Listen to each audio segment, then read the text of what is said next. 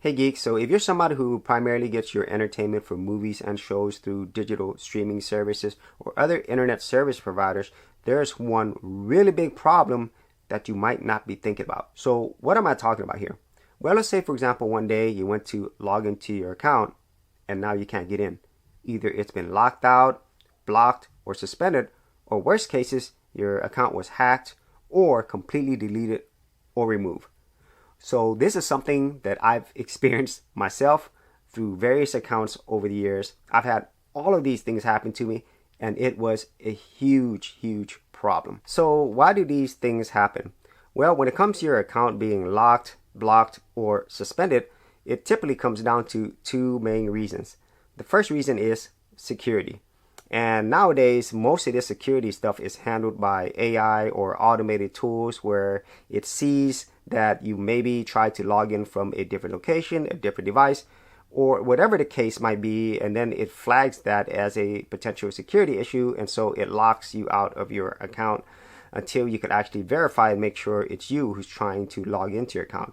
That's the first thing, and I think most of us have experienced that. I experience that practically every single day.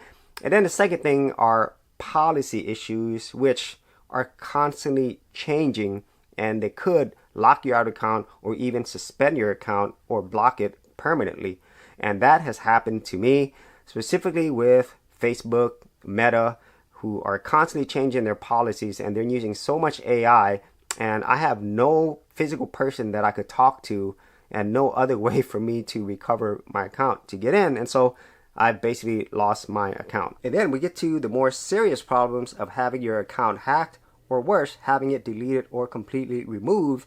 And in those cases, it could be a huge problem depending upon how much you use your accounts or if you're paying for a service.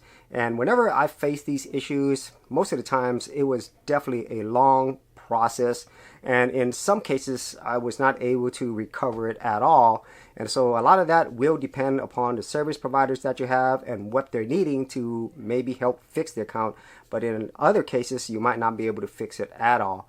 And so with all of these problems that you could encounter with these online streaming services or online service providers, what are some of the ways, or I would say the best way, to protect yourself from running into these things? And so the simple and obvious answer to all these problems is physical media. And I know not everybody's going to be able to have the budget, the space, or even availability to get this, but if it is something you can do, this is pretty much the surefire way to protect yourself from any of these potential issues. And this is really more apparent when you ever have services like Amazon, where you not only buy stuff from it, but they also offer streaming service, and you can quote unquote own some of the things that they offer digitally, like the Kindle books, the music, movies.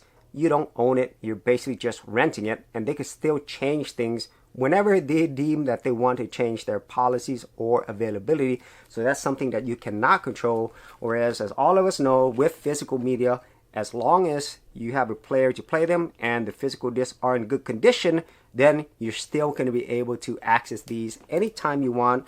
And I do take an additional measure on top of having these physical copies. I actually have digital copies of this on my Jellyfin media server. And so basically I have my own streaming service at home. And so by doing those things, I'm able to pretty much protect the things that I love, not only the movies and the shows that I have, but also the memories that I have of watching and enjoying these over and over again.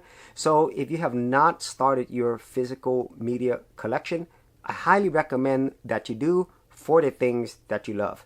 So if you actually had any thoughts on this, be sure to leave in the comments area below. And if you did want to see more of my movie and show collection videos, I do have an entire playlist. I'll leave it in the description area below.